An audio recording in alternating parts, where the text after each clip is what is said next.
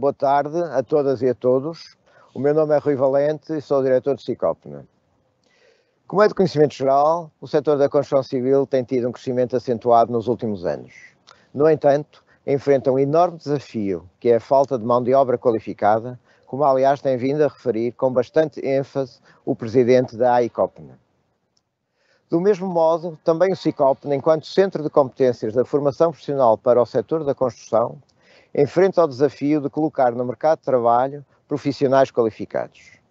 E esse desafio é tanto maior quando sabemos que ainda existe atualmente um estigma social que recai sobre as profissões do setor e que urge ultrapassar e vencer.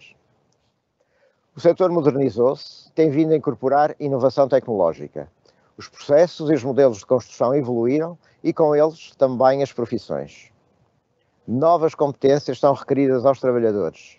A industrialização da construção tem vindo a transpor para o setor uma forte componente de digitalização. Por outro lado, a sustentabilidade e o ambiente são atualmente fatores incontornáveis na construção. É neste contexto que o Sicopna tem vindo a fazer um esforço significativo no ajustamento e adaptação dos seus programas de formação. E pretende prosseguir e intensificar este desafio, ansiando a revisão urgente do Catálogo Nacional das Qualificações. Neste novo ciclo do 5º às 5, queremos explorar estes e outros temas, procurando satisfazer as expectativas do nosso público, tanto as empresas como os profissionais. Obrigado pela vossa participação e um bom webinário.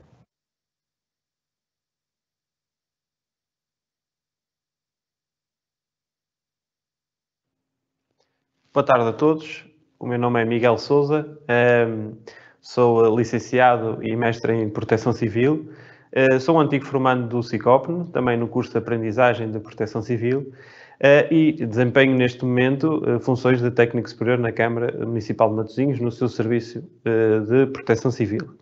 E trago-vos hoje uma apresentação sobre os riscos tecnológicos, o que é que são, como se podem manifestar, que tipo de impactos nos podem trazer. Portanto, dar aqui uma perspectiva do que são os riscos tecnológicos.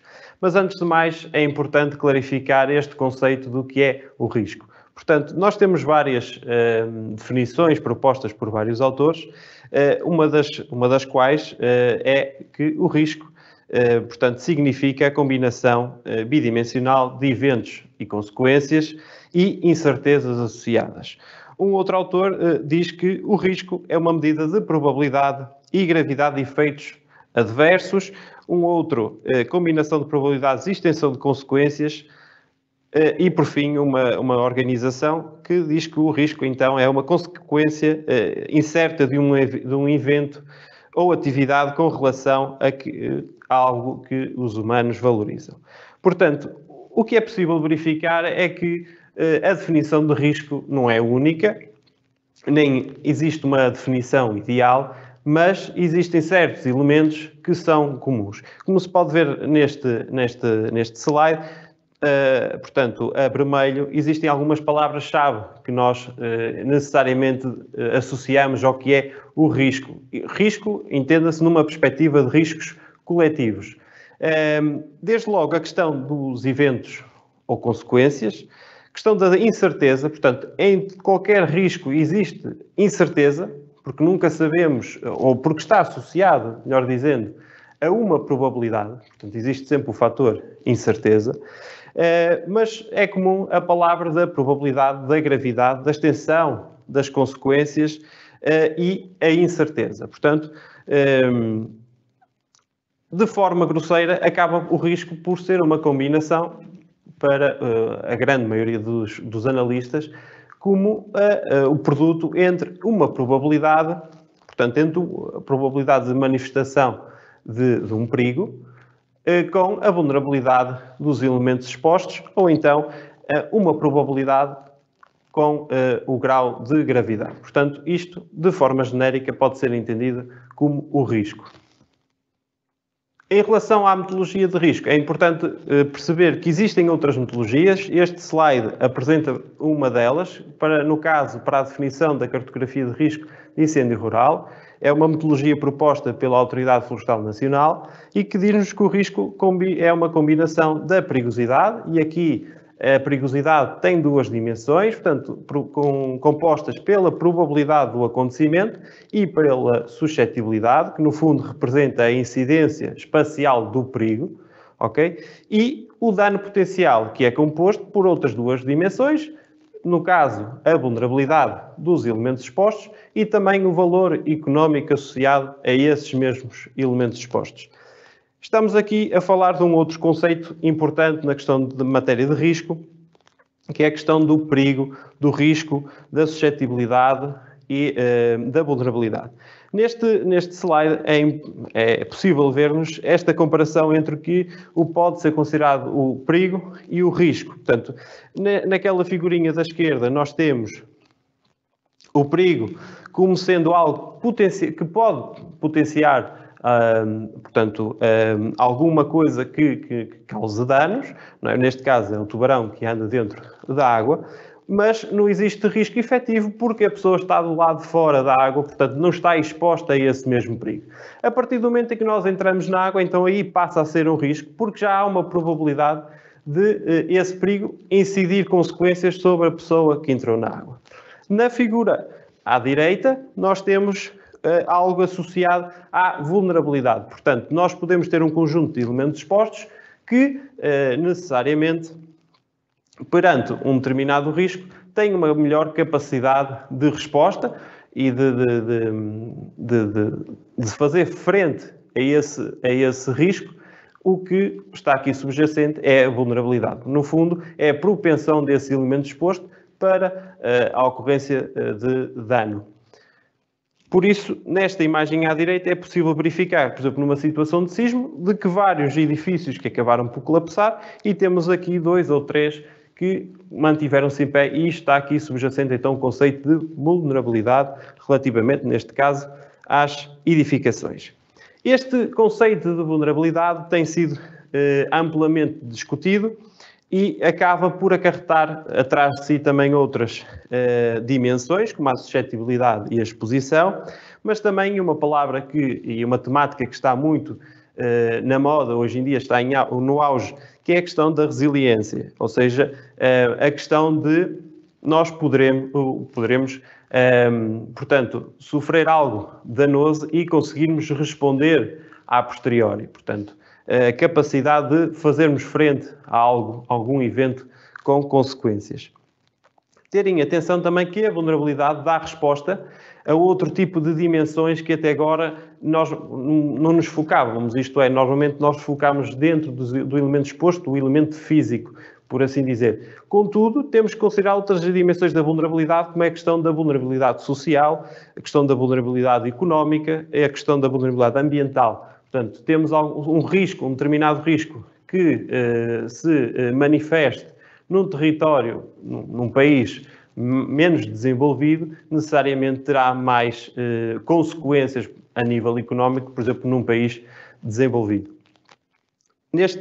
Aqui neste slide também é possível, nesta imagem, percebermos a questão da suscetibilidade, ou seja, nós temos uma casa no meio de um deserto. De facto, existe exposição porque existe um elemento exposto, mas, na verdade, será que nesta imagem que aqui vemos existe exposição perante um risco de incêndio rural? Não, porque estamos no meio do deserto, portanto, não é uma zona suscetível, não é uma zona onde esse perigo esteja a incidir. Assim, de forma muito resumida, e neste slide acaba por se conseguir perceber facilmente isto, a zona do risco acaba por, lá está, ligar a questão da localização dos elementos expostos com a zona, portanto, potencialmente afetada por um determinado perigo. E é pelo cruzamento destes dois elementos, destas duas grandes dimensões, que acaba por se definir a zona de risco.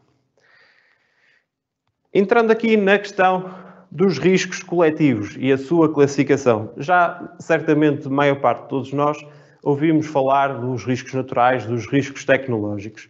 Portanto, a classificação de riscos estabelece uma separação entre os riscos naturais, de forma genérica, que correspondem ao funcionamento dos sistemas naturais.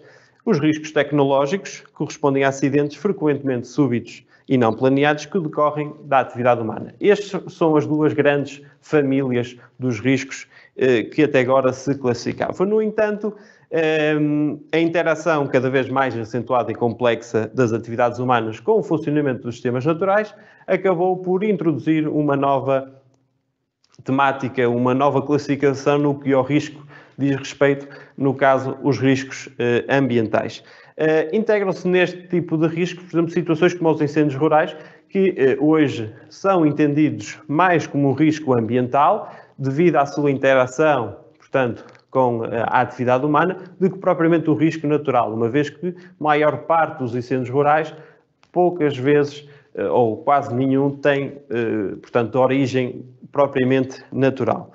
Claro está que temos aqui ainda uma outra dimensão de riscos, também mais recente, assumida como uma classe dentro do espectro do que é os riscos existentes, que é a questão dos riscos antropogénicos ou sociais, onde se inserem, entre outros, a questão dos ataques terroristas, das sabotagens, portanto, das migrações, conflitos, entre outros. Mas neste webinário nós estamos a focar no que é o risco tecnológico. Uma vez mais, eu trago algumas definições do que pode ser entendido como risco tecnológico. Estes riscos tecnológicos são, segundo a Proteção Civil dos Açores, eventos acidentais que possam ou não envolver substâncias perigosas, que podem ocorrer no espaço público, equipamento coletivo, estabelecimento ou área industrial, suscetível de provocar danos significativos em trabalhadores, população, equipamentos ou ambiente. A fonte de perigo é, por norma, um fenómeno ou atividade controlada pelo ser humano. Mas também poderá ser entendida, de acordo com o INAG, como uma ocorrência súbita e não planeada causada pela atividade humana que poderá originar danos graves ao homem ou ao ambiente, podendo-se tratar ou não de um acidente químico ou nuclear. A Autoridade Nacional de Proteção Civil, por sua vez, diz que os riscos tecnológicos são os que resultam frequentemente, ou são acidentes que frequentemente são súbitos e não planeados, decorrentes da atividade humana. Uma vez mais, nós temos aqui como grande centro a questão da atividade humana. Portanto, em todas as propostas para a definição de risco tecnológico, existem duas grandes dimensões, que é a questão do fator humano, da atividade humana, e a questão dos potenciais danos no homem, portanto, nos equipamentos e no ambiente. Portanto, conforme foi mencionado, todo o risco tecnológico tem assim associado o que é o fator humano. E, por tal, nem sempre estas ocorrências podem ser entendidas, na minha perspectiva, como ocorrências que são súbitas e não planeadas. Nós temos, na questão do fator humano, possibilidade de negligência em certas ações, sabotagens, ausência da manutenção, porque a manutenção dos equipamentos, de algumas estruturas, estão dependentes, precisamente, da decisão humana. E temos necessariamente alguma relação, uma vez tendo o fator humano intrínseco neste tipo de risco, temos sempre uma relação com os riscos antropogénicos, necessariamente, que a questão dos ataques terroristas, por exemplo. Mas, por exemplo, vemos esta imagem aqui neste slide, em que temos uma pessoa que está a fazer a sua manutenção, portanto, estamos a prevenir eventuais acidentes, mas, por negligência, por descuido, de forma acidental, ele cometeu um erro e deu origem a um acidente. Portanto, estamos a ver que mesmo dentro do fator humano, não quer dizer que sempre esteja associado a um risco social ou antropogénico. Nós, na imagem da esquerda, temos um acidente, portanto, aéreo, considerado como um risco tecnológico. Um acidente aéreo foi da Germanwings, em que veio-se a provar depois com a investigação que foi feita, que se tratou de um piloto que foi, portanto, ou provocou aquele acidente de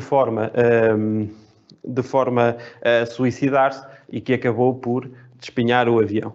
Mas também temos na imagem da direita, então, o incêndio da Notre-Dame, em Paris, que acabou por incendiar todo aquele monumento e que, segundo as investigações levadas a cabo, foi no decorrer de obras algum tipo de descuido com essas ações. Por isso, vemos que nem sempre podemos associar também os riscos tecnológicos a riscos sociais, porque existe necessariamente questões que são nitidamente, portanto, provocadas por, e outras que são realmente acidentes, descuidos, o que for. Temos, por isso, perante este tipo de interpretações, uma fronteira que muitas vezes poderá ser ténue, em que até que nível é que poderemos entender isto como um risco social ou como um risco tecnológico. Portanto, há aqui uma fronteira que por vezes pode ser muito ténue entre o que é o risco social e o risco tecnológico, e isso será sempre discutível.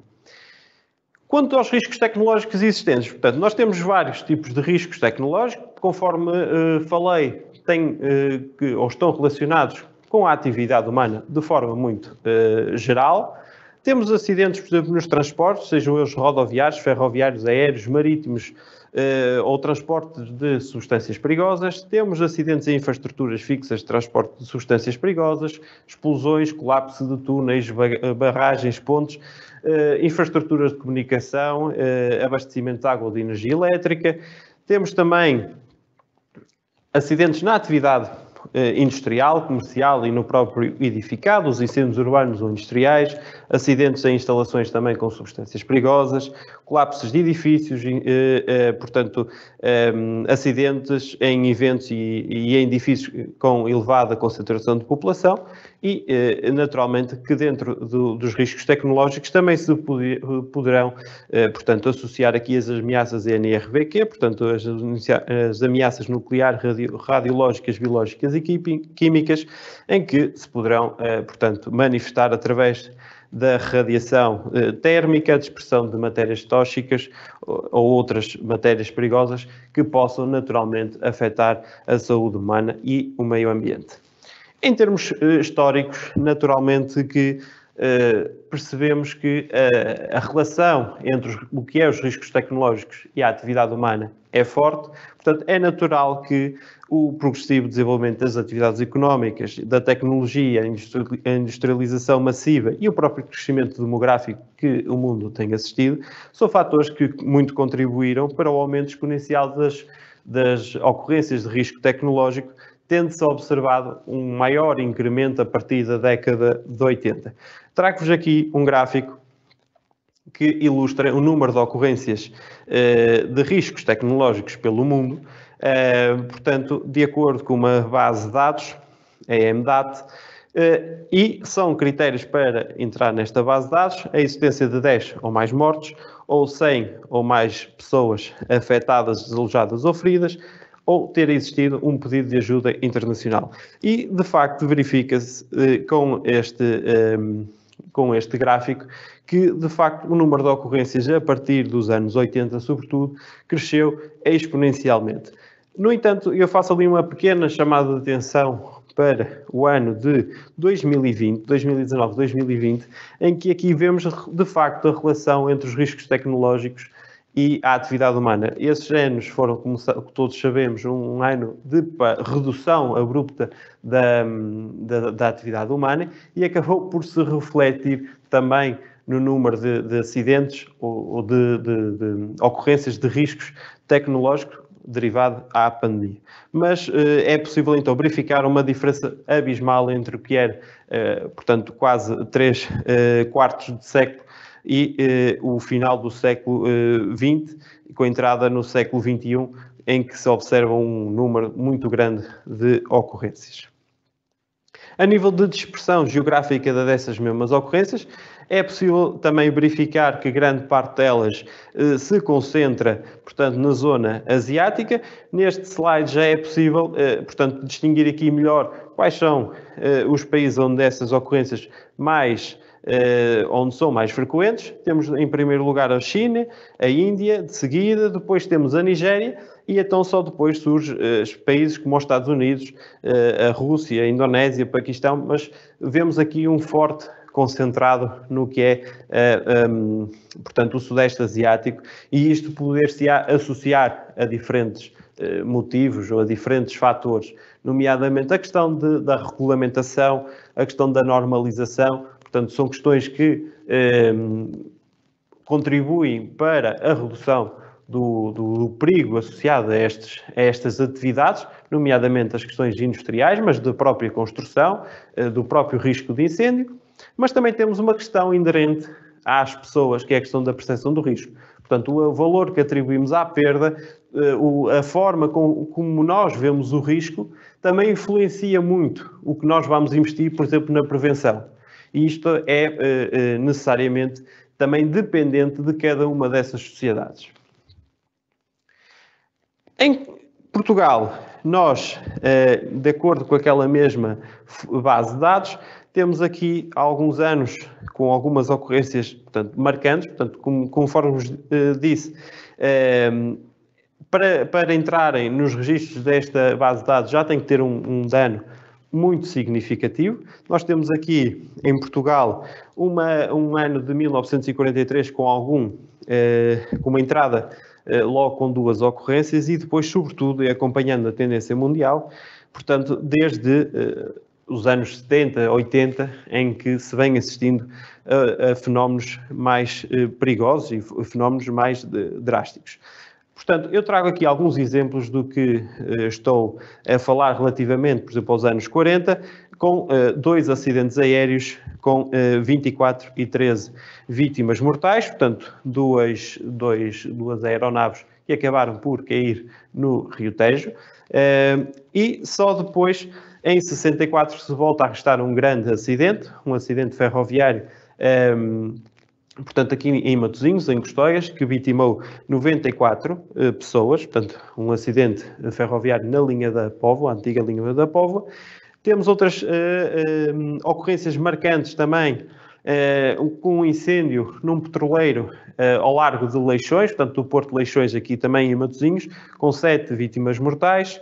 Temos 2 acidentes ferroviários na década de 80 que foram marcantes também para a história dos portugueses, desde logo o acidente de Moimenta Alcafaz, que vitimou 118 pessoas, e no ano seguinte, em 86, portanto, o acidente de Póvoa de Santiria, portanto, que vitimou mais de 22 pessoas. Temos também, embora com um número de pessoas, portanto, de vítimas mortais mais reduzido, mas que foi um grande fenómeno, um grande acontecimento a nível de risco tecnológico, foi o incêndio do Chiado, portanto, em 1988 em Lisboa. Portanto, foi uma mudança de paradigma que nos trouxe também relativamente à própria segurança contra incêndio em edifícios.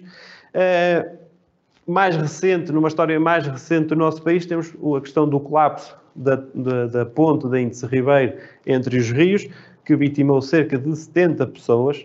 Portanto, e temos ainda mais recente, em 2018, o incêndio num edifício de uma associação em Tondela, que vitimou 11 pessoas, e um acidente rodoviário, um autocarro, com 29 vítimas na Ilha da Madeira. Portanto, nós vemos que os riscos tecnológicos têm, de facto, um peso muito grande no que é, portanto, a nível de manifestação de risco no nosso país. Embora possa passar mais despercebido relativamente ao paradigma dos incêndios rurais. O nosso quadrante de proteção civil, no grosso modo da população, consegue associar os riscos à questão do incêndio rural, porque é uma questão muito, portanto, falada, é uma questão muito publicitada, é uma questão que causa um grande alarido junto da população, e certamente todos nós ficamos chocados com o número de vítimas mortais associadas, por exemplo, ao incêndio de Pedrógão em 2017 e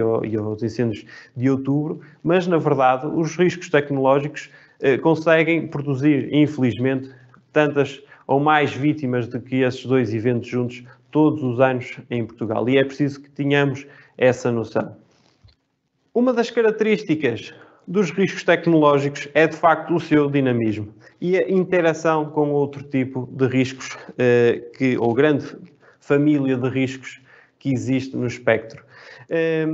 Necessariamente o dinamismo está associado, portanto, ao progresso e ao desenvolvimento tecnológico constante. Portanto, o facto de o ser humano estar todos os dias a desenvolver novas atividades, novos equipamentos, novas tecnologias, acaba por influenciar esse mesmo risco.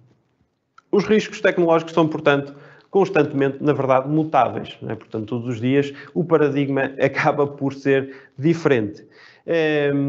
Temos que assumir que, de facto, o fator humano é um ponto central na origem, nas próprias características e até nos efeitos potenciais dos riscos tecnológicos. Temos sempre também esta ideia e este debate entre o que é negligência, o que é o dolo e o que é, de facto, acidental, portanto, inerente à atividade humana. Mas apresento-vos aqui um exemplo, por exemplo, de uma questão de uma central de produção de energia, uma questão de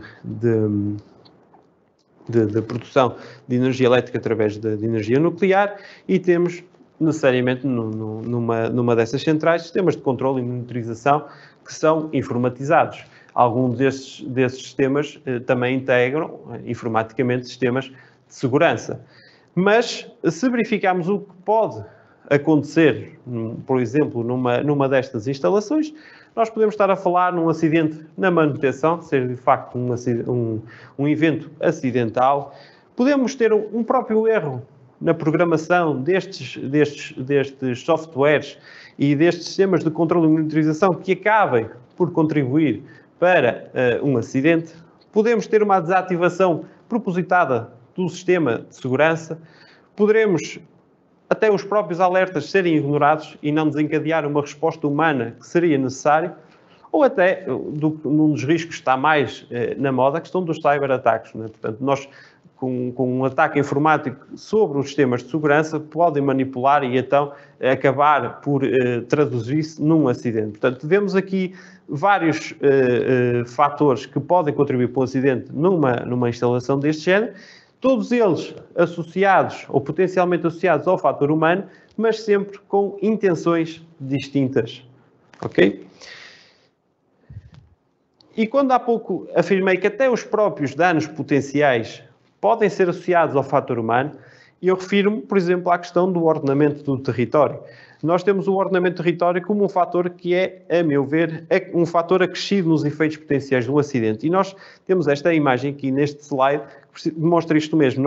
É uma questão de uma refinaria, onde se faz, portanto, também, entre outras atividades de refinação, naturalmente, armazenagem de matérias e substâncias perigosas, e vemos que ela está completamente implantada no meio de uma cidade. Esta refinaria situa-se no Brasil e, necessariamente, que quem decidiu a implantação desta refinaria ou da própria cidade depois nas redondezas, na envolvente a esta refinaria, foi o humano. Portanto, se houver um acidente dentro desta central, nós podemos associar que o fator humano acabou por contribuir no agravamento dos danos potenciais. E, necessariamente, o dinamismo associado à evolução tecnológica. Uma vez mais, neste slide nós temos aqui várias imagens que eu associo à questão do risco rodoviário, a questão de acidentes rodoviários. O homem começou por circular nos carros muito simples e que andavam muito devagar. A evolução trouxe-nos, inicialmente, carros mais potentes, carros mais bonitos, como tem aqui na segunda imagem da linha de cima, mas se calhar com menos sistemas de segurança. E necessariamente nós andarmos mais depressa, sem tantos sistemas de segurança, temos uma agravante em caso de acidente. Na terceira imagem, então, já vemos uma medida que, entretanto, foi introduzida, que foi a questão dos airbags, dos sistemas de retenção, que, em caso de acidente, também diminuem, uma vez mais, as consequências, ou seja, estamos a trabalhar na vulnerabilidade dos elementos expostos, que somos nós, enquanto passageiros. E temos outra imagem que nos fala, por exemplo, da introdução depois de diferentes tipos de combustível, a questão do GPL, que poderá ter alguns desafios diferentes, ou até mesmo os carros elétricos nos dias de hoje. Portanto, os carros elétricos foram introduzidos no mercado e havia certas situações portanto, das forças de proteção civil e socorro que não sabiam ainda muito bem como lidar com um incêndio, por exemplo, num carro elétrico. Temos ainda outra questão associada ao carro elétrico, que é a própria informatização destes veículos, que acabaram, em alguns casos, já também difundidos e conhecidos, que é a questão, por exemplo, de bloquearem portas sozinhos e que não permitiam a fuga das pessoas. Portanto, estamos a ver que o homem começou por andar nos carros que tinham uma velocidade extremamente reduzida, foram evoluindo, o risco de acidente rodoviário é o mesmo, não é? Mas ele foi evoluindo, umas vezes para a frente, outras vezes para trás, mas de acordo também com a evolução tecnológica. E é esta dimensão de dinamismo, de constante mutação, que é importante também perceber que os riscos tecnológicos apresentam. Conforme também já tinha mencionado, os riscos tecnológicos, para além do dinamismo, têm assim associado uma interação que entendo ser muito importante com a questão de outras famílias de risco. Aqui temos, por exemplo, um acidente aéreo que se verificou na Ucrânia, ainda antes da altura do conflito, em que, de facto, houve um avião civil que acabou por ser abatido por um míssil, por engano, na questão portanto, um acidente que provocou, no fundo, um acidente aéreo que vitimou dezenas de pessoas. E aqui temos, então, uma interação entre o que pode ser entendido como risco tecnológico, o acidente aéreo, e o risco social, portanto, em que uma questão de conflito, uma questão de fator humano, que aquilo tenha sido, de facto, um engano ou uma intenção. E aqui temos o balanço entre o que pode ser entendido como uma interação entre o risco tecnológico e um risco social.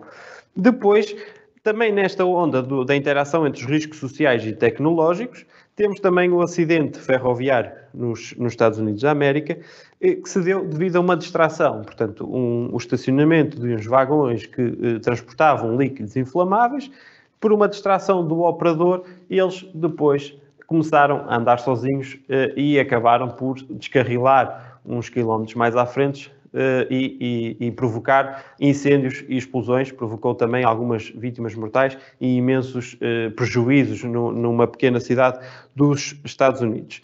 Uma vez mais, temos uma interação com o que é o risco social por aqui, porque portanto, o que está estipulado no relatório é que, de facto, aquilo deu-se a uma distração do operador, mas temos uma questão que pode ser também entendida como negligência desse mesmo operador e que deu origem a um acidente tecnológico. Mas temos outros casos, também recente, no caso de uma interação com o risco natural. O acidente na central nuclear de Fukushima em 2010, no Japão, acabou por ser prova disso mesmo. Portanto, existe um incêndio e uma explosão num dos reatores na central nuclear de Fukushima, após a ocorrência de um sismo, portanto, de um fenómeno natural que pertence aos riscos naturais.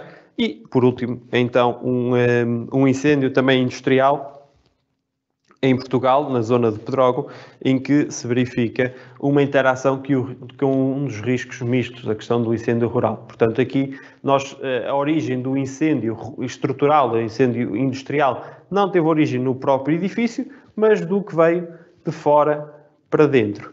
E isto é outra dimensão que é necessário ter na questão dos riscos. Não podemos olhar para o risco só para o que está no interno, mas também para as ameaças externas.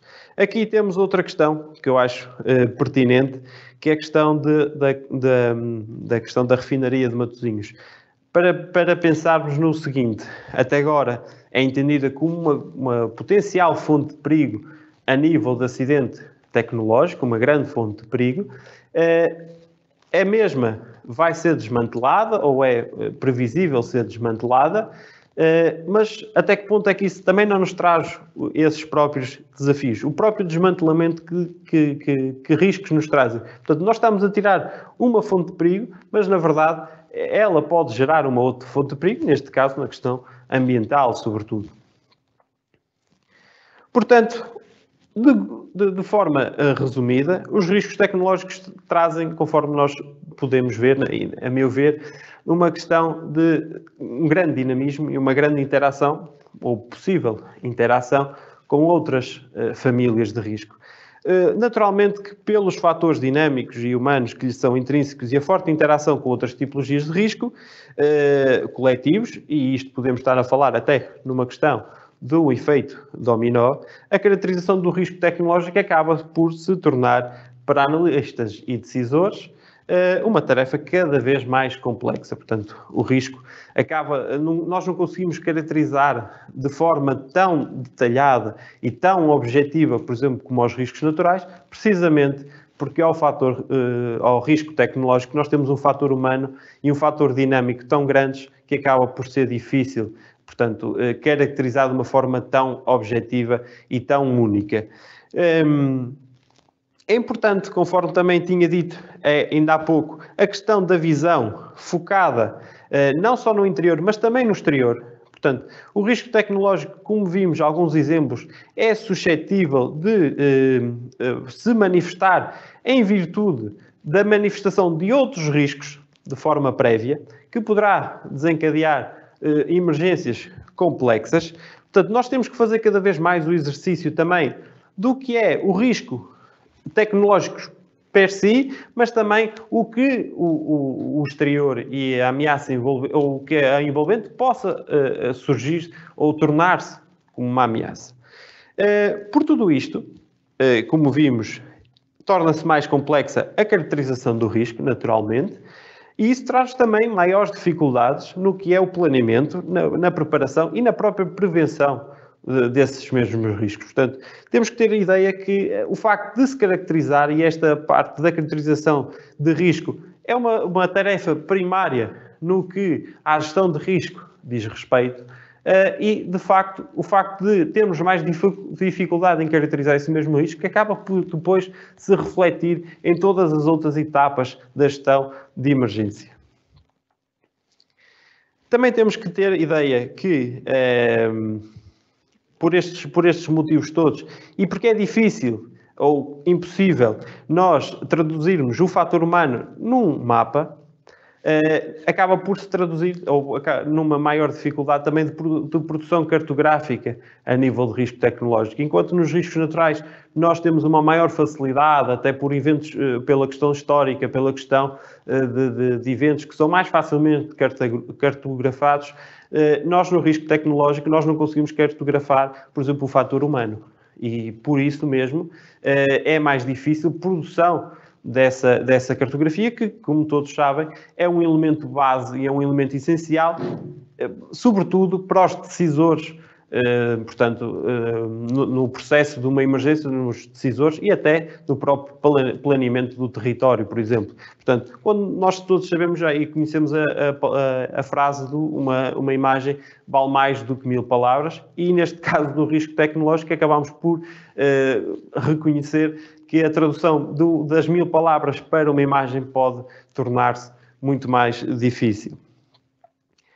A questão do risco tecnológico também implica um estudo e uma análise constante, por forma também a acompanharmos os desenvolvimentos tecnológicos e as características das fontes de perigo. Como vimos, existe uma evolução que é natural em termos tecnológicos, que é constante, e isso mesmo implica que, para estarmos a par dos efeitos potenciais no risco tecnológico, temos que, de facto, passar ou concentrar o maior tempo de estudo sobre os mesmos e incidir mais horas de análise desses mesmos fontes de perigo.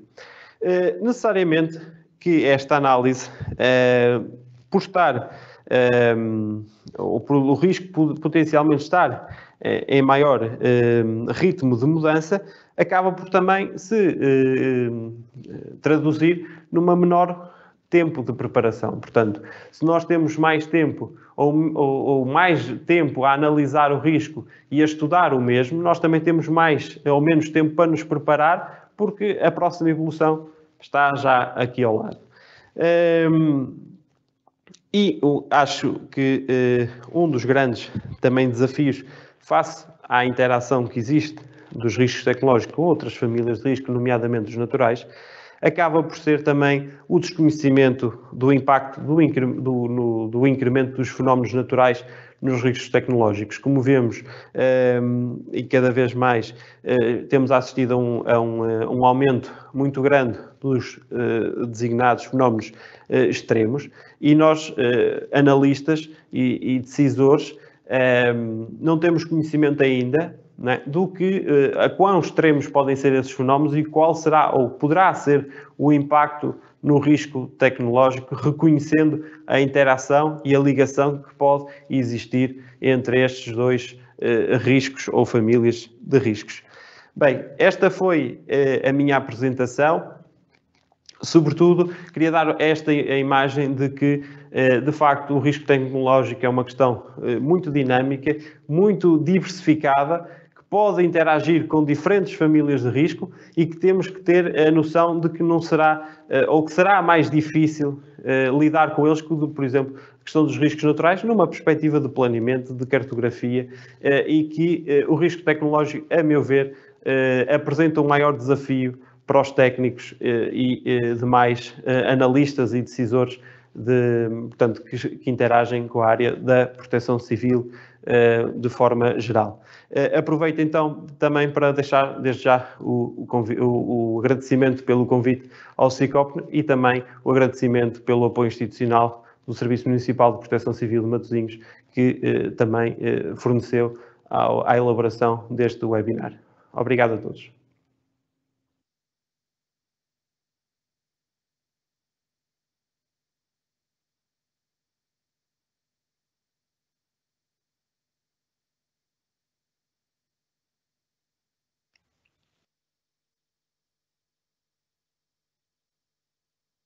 Olá, muito boa tarde a todos. Obrigada, Miguel, por esta apresentação sobre um tema que realmente nem sempre é fácil de se perceber e às vezes confundimos os riscos tecnológicos com o tipo de riscos. Queria só aqui dizer, porque no fundo o Miguel, para além neste momento estar ele já teve a oportunidade de se apresentar, mas é sempre um gosto quando nós temos ex-formandos nossos da aprendizagem que fizeram aqui uma formação e que concluíram as habilitações e que concluíram uma qualificação e progrediram para o ensino superior. E neste momento o Miguel trabalha na Câmara de Matosinhos no Departamento da Proteção Civil e ocupa-se do planeamento de emergência e de gestão de riscos. Portanto, parabéns por isso e parabéns também ao CICOPN, que consegue formar estes profissionais que depois continuam a sua vida de sucesso. Vamos então, Miguel, passar aqui a responder algumas questões que foram colocadas e eu vou passar então à primeira pergunta, que é como reduzir o risco tecnológico no local de trabalho? Bem, relativamente a essa questão, eu acho que toda essa redução do risco prende sempre primeiro com uma análise, portanto primária, de quais são as fontes de perigo nesse mesmo local de trabalho, porque nós poderemos estar a falar no local de trabalho, e atenção que aqui refiro-me aos riscos de uma maneira mais macro, portanto não propriamente aos riscos no ambiente de trabalho, mas sim numa perspectiva macro, portanto numa perspectiva de riscos coletivos, ou seja, para uma sociedade. E dessa forma acabo por responder dizendo que primeiro terá sempre que se fazer uma análise e verificar quais os riscos que realmente podem manifestar-se de tal forma a atingir não só aquele local de trabalho em questão, mas também a envolvente. E naturalmente nessa fase de análise de risco terá sempre subjacente a identificação das fontes de perigo e também das potenciais vulnerabilidades que possam existir, seja nos equipamentos utilizados, nos processos que estejam, portanto, nos processos de produção, por exemplo, e será com base nessa identificação das fontes de perigo e na identificação de vulnerabilidades que podemos trabalhar sobre isso e naturalmente, de acordo com a fórmula do risco, se diminuirmos o perigo ou os potenciais perigos, mas também as vulnerabilidades, podemos então também diminuir o risco, acabar, portanto, por diminuir o risco no local de trabalho.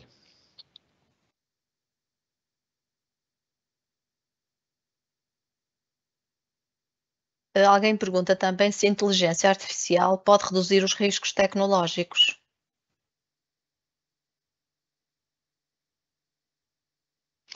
Eu penso que sim.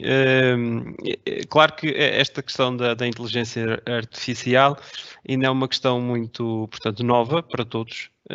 E como falei na apresentação, é uma questão que também apresenta os seus desafios. Mas sim, se nós pensarmos em certos, portanto, processos produtivos ou atividades que sejam perigosas e que nós consigamos colocar esses elementos com a inteligência artificial junto dessas mesmas atividades ou na produção dessas mesmas atividades, eu penso que poderemos estar a reduzir essencialmente a exposição, portanto, tirando lá o humano, portanto, tirando a exposição humana, mas também tentando diminuir a possibilidade de erro. Não é? Embora isso não seja o risco zero, não exista, mas a inteligência artificial, a meu ver, também tem essa potencial vantagem de diminuirmos pelo menos a questão do erro humano. E dessa forma, penso que sim, penso que num futuro, e cada vez de forma mais progressiva, conseguirmos que, de facto, a inteligência artificial também seja uma arma para podermos reduzir, portanto, o risco tecnológico nas suas diferentes vertentes.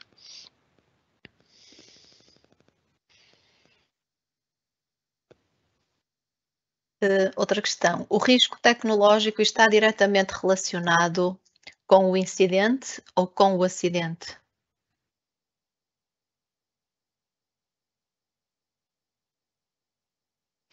A questão do risco tecnológico, portanto, ele só existe, portanto, uma vez que ocorra, portanto, confirma-se a questão do risco, mas essencialmente está associado ao acidente e não ao incidente. Embora se tenha que ter em ideia que é um bocadinho aquela imagem, não é, portanto, do tubarão, está dentro ou não da água, uma vez que a questão do incidente, ou seja, a fonte de perigo está lá, o que não existe é a exposição. Portanto, e é nessa perspectiva que temos que ver a questão do acidente ou do incidente. Naturalmente que quando estamos a falar portanto, do risco tecnológico, onde este risco de facto se manifesta, estamos a falar necessariamente de um acidente, porque existe, portanto, consequências. E no caso do incidente, não. Embora se tenha que realmente também não esquecer que o risco tenha se associado uma probabilidade. Portanto, embora possa existir então essa questão do incidente, também, de certa forma, ligado ao risco, não temos a exposição.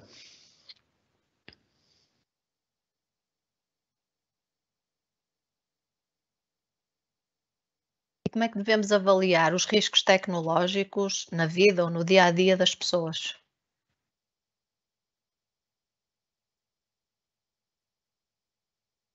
Bem, essa é uma questão que poderá ser entendida de várias formas. Portanto, nós temos um processo, portanto, as entidades ligadas à Proteção Civil têm como missão, a uma das missões da Proteção Civil no seu todo, é de facto identificar e avaliar os riscos existentes, portanto, que podem incidir sobre uma população, portanto, isso é logo o primeiro ponto de partida. E nós temos que também, enquanto cidadão no geral, temos que ter noção do que nos rodeia e dos perigos que nos rodeia. É exatamente essa uma das missões, portanto, da Proteção Civil a nível local, designadamente, a questão das câmaras, de facto promover junto à população a difusão portanto, dos riscos a que essa população está sujeita e as maneiras de se proteger, as designadas medidas de autoproteção da população. Portanto, penso que a identificação desses riscos que a população pode estar sujeita normalmente está publicitada e deverá ser do conhecimento de todos, principalmente no que diz respeito às medidas de autoproteção a adotarmos em caso de acidente.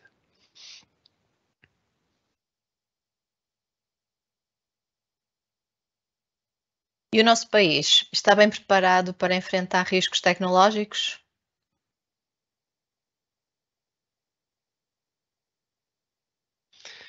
Eu diria que essa pergunta é uma pergunta que é muito discutível, ou seja, primeiramente eu acho que temos que definir o que é estar ou não bem preparado. Não é? Portanto, nós temos um sistema de proteção civil que penso eu capaz, que está bem organizado e com uma estrutura que tem dado resposta. Claro está que temos que compreender que em situações excepcionais a capacidade de resposta poder-se esgotar. No entanto, gostaria de sublinhar que o cidadão tem neste processo uma função muito importante, ou seja, se todos nós, perante a ocorrência de um risco tecnológico ou natural ou o que for, tomarmos as nossas medidas de autoproteção, enquanto cidadãos, nós temos, o objetivo de reduzir as consequências é muito mais fácil de garantir pelas entidades. Portanto, nós temos que pensar que, de facto, aqueles lemas da proteção civil somos todos nós, é de facto verdade. E o facto de existir um sistema ou existir uma estrutura de proteção e socorro que nos garanta resposta face à manifestação de risco, temos que pensar que associado a esse sistema e para diminuir as consequências dos riscos, é também necessário que o cidadão cumpra a sua parte e só através também de um papel ativo do cidadão perante o risco tecnológico, seja em caso de ocorrência ou seja nas questões de prevenção, é que poderemos dizer que, como um todo, a sociedade como um todo está ou não preparada para fazer face ao risco tecnológico.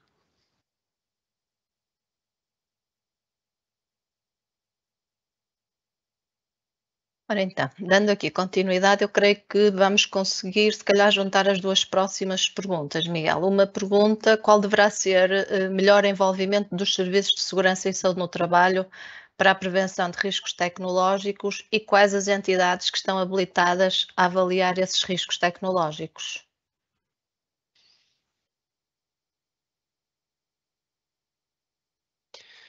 Eu penso que a questão da habilitação, quando fala-se aqui em identificar riscos tecnológicos, está consagrado de forma, portanto, na legislação, que a identificação dos riscos coletivos, e mais uma vez quero sublinhar que a minha apresentação incide sobre o risco coletivo e não propriamente sobre os riscos em ambiente de trabalho.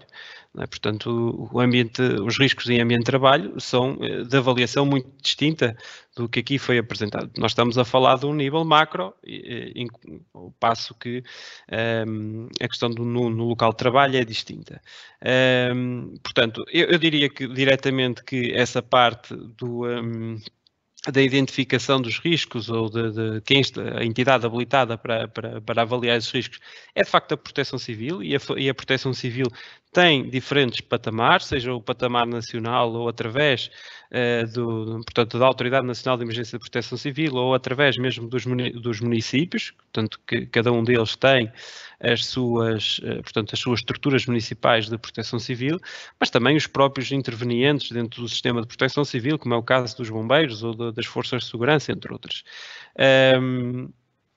Depois temos também a questão dos serviços de segurança no trabalho, que, embora eu esteja a defender a causa, portanto, como no sistema de proteção civil, não deixa de ser menos verdade que os serviços de segurança no trabalho de cada uma das entidades, portanto, fizer bem o seu trabalho e conseguir construir dentro das organizações um bom sistema de segurança e uma cultura de segurança, porque não nos podemos esquecer que os edifícios, e estou aqui a falar dos edifícios como se calhar um grande ponto central, portanto, dos riscos tecnológicos, falo por exemplo da questão do incêndio, se nós podemos dotar os edifícios de todos os meios e sistemas de segurança existentes. Se as pessoas, claro, frequentam o edifício e não puderem ou não souberem como utilizar esses equipamentos ou sistemas, acaba por não se traduzir no nível de segurança que todos desejamos. E acho que a questão dos serviços de segurança no trabalho tem em si essa função de, primeiro, identificar as fontes de perigo, não é? Portanto, suscetíveis, portanto, de gerar consequências. Isso é, em qualquer fase de análise de risco, é sempre, portanto, a fase mais primária. E depois, se esses serviços de facto conseguirem levar a cabo uma estratégia para a diminuição desses riscos, consecutivamente estamos também a reduzir o risco tecnológico. Portanto, se em cada um dos edifícios ou numa zona industrial nós conseguirmos, dentro de cada indústria, reduzir o risco de incêndio, nós estamos a reduzir o risco tecnológico no seu todo, não é? Portanto, acaba por ser uma consequência direta da ação desses serviços de segurança no trabalho e sim, acredito que esses serviços podem assumir uma importância muito grande no que diz respeito ao risco tecnológico.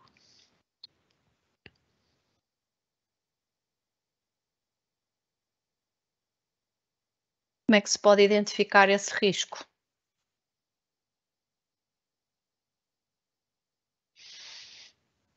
Bem, a questão da identificação necessariamente terá a ver na questão dos riscos tecnológicos com a atividade desenvolvida. Portanto, primeiro temos que perceber, por exemplo, a questão da atividade, quais são os riscos assim associados. Portanto, se estamos a falar com uma atividade que promova ações como, por exemplo, manipulação ou armazenagem de matérias perigosas, estamos a falar da questão dos equipamentos, portanto, o que é que... isso é uma questão muito relativa, né, com a identificação desse risco, porque está, como disse também, a questão dos riscos tecnológicos associados à atividade que está a ser desenvolvida e os pressupostos a essa mesma atividade. E nós estamos aqui a falar, por exemplo, de como é que nós conseguimos aferir, portanto, o risco rodoviário, não é? Portanto, isso depende depois também das variáveis que têm assim associadas, como a questão dos condutores, a questão das vias, a questão do volume de tráfego. Portanto, nós podemos entrar aqui com imensas variáveis. E esse risco está sempre, lá está, identificado, terá sempre a ver com a atividade envolvida. Portanto, daí também esta dispersão e a infinidade de possibilidades que existem para o risco tecnológico. E daí também ter dito, portanto, já na fase final, ou mais final da apresentação, que acaba por ser um risco mais difícil de se traduzir, por exemplo, na questão do mapa, porque as variáveis são tantas e tão distintas que acaba por ser difícil até para os próprios decisores depois tomarem uma atitude perante esse risco.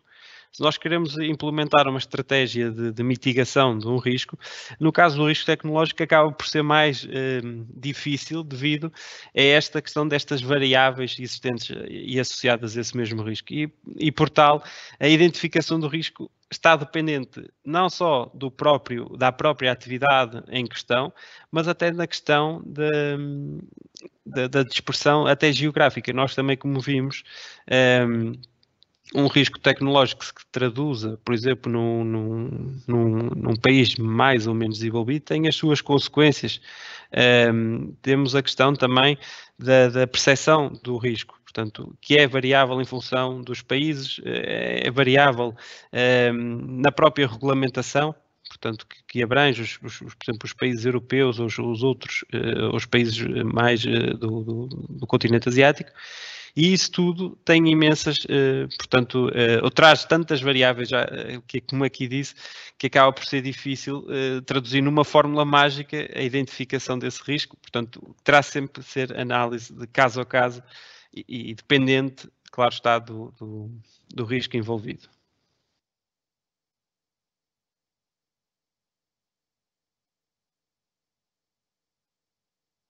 Alguém também pergunta qual é a metodologia que utilizamos para avaliar o risco tecnológico.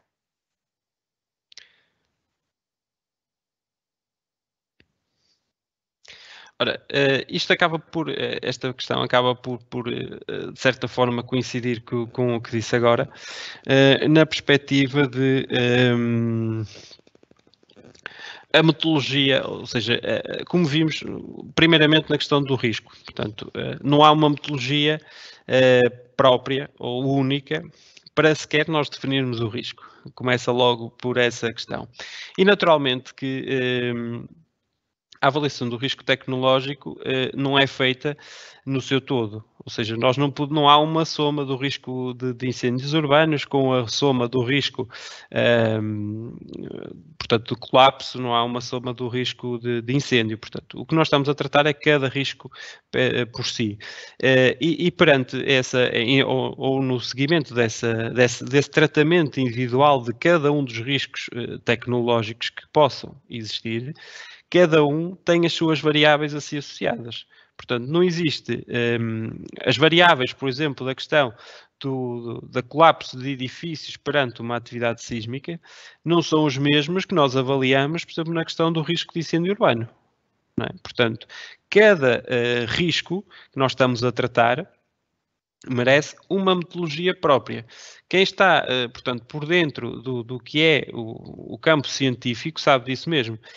A ciência acaba por se basear nisso mesmo, ou seja, nós temos por exemplo, para produção ou análise de risco de incêndio urbano, nós temos propostas de vários autores e cada um desses autores também propõe diferentes metodologias para o mesmo risco. O que nós tentamos é, de facto, afinar essa metodologia, tendo também por base algum histórico de ocorrências que possa existir. Esse é um trabalho que curiosamente, também estou a tentar desenvolver, no sentido de desenvolver uma metodologia de análise de risco, portanto, de incêndios urbanos, portanto, no caso, na minha área de trabalho, que, de alguma forma, nos dê algum padrão que possa indicar que está a ser coincidente com a manifestação desse mesmo risco. Portanto, por ano registram-se umas boas centenas de incêndios urbanos e essa metodologia, no fundo, vai tentar que valide de acordo também com o histórico de ocorrências. Portanto, nós temos, lá está, o incêndio urbano, entra com a questão da idade do edificado, com a questão dos meios que existem no local, portanto, a nível de segurança, a questão da altura, portanto, e essas variáveis não são necessariamente as mesmas, portanto, que nós avaliamos, por exemplo, na questão do risco de colapso de edifício perante um sismo. Por isso, a metodologia e isso quero deixar claro, que a metodologia é sempre variável de acordo com o risco que estamos a avaliar e que poderá assumir diferentes metodologias para esse mesmo risco. Portanto, estamos aqui a entrar num campo muito vasto e de várias possibilidades.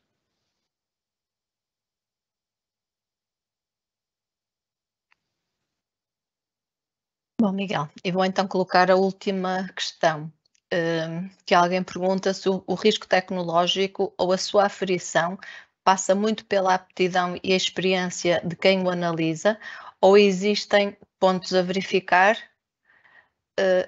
utilizaram a palavra checar, que se verifica serem recorrentes para a aferição desses riscos. Eu não sei se conseguiu compreender a questão.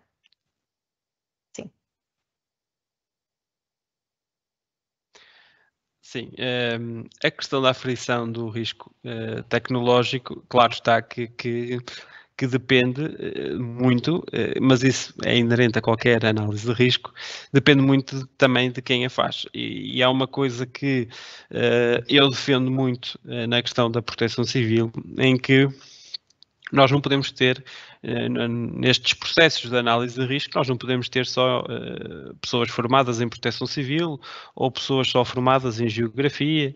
Portanto, temos que ter uma equipa multidisciplinar que entenda de diferentes áreas e que consigam, no fundo, portanto, trabalhar todos os inputs dados pelas diferentes especialidades e chegarmos a um consenso e chegar a uma análise de risco.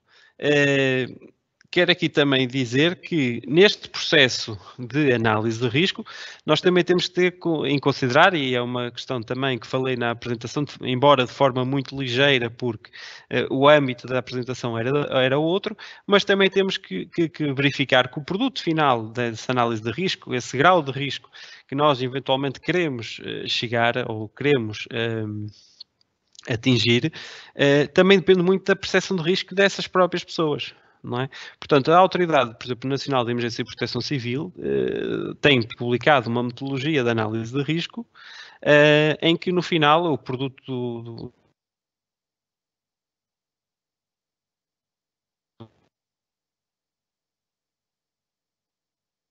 Eu acho que o Miguel...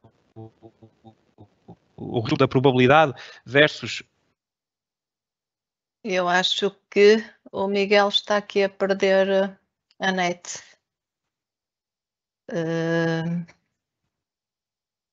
Ele bloqueou.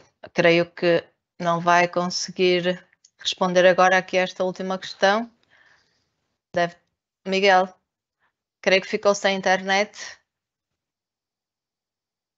Bom, não sei se me estão a ouvir. Agora estávamos, mas não ouvimos o final da resposta.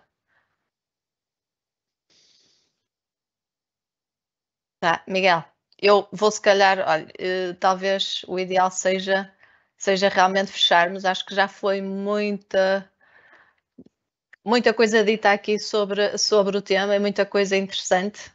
Realmente perder agora o sinal aqui mesmo na última pergunta não foi bom, mas pronto, ainda bem que conseguimos chegar praticamente ao fim da apresentação. Eu queria agradecer mais uma vez ao Miguel ter vindo cá falar sobre este tema e no caso, à Câmara Municipal de Matosinhos, que o dispensou para poder vir cá falar sobre o tema. Quero dizer que o nosso próximo webinário será no dia 10 de novembro e vai falar sobre o marketing para negócios locais. Portanto, vai ser uma das nossas formadoras da área, que é a Sónia Aires, que vai falar. Vou apelar aqui a que nos continuem a seguir nas redes sociais e que vão vendo o nosso site. Lá serão sempre colocadas as novidades que teremos para apresentar e a divulgação de todos os eventos que nós vamos fazendo. Agradeço a todos mais uma vez terem participado neste webinário. Agradeço ao Miguel e então até o dia 10. Boa tarde.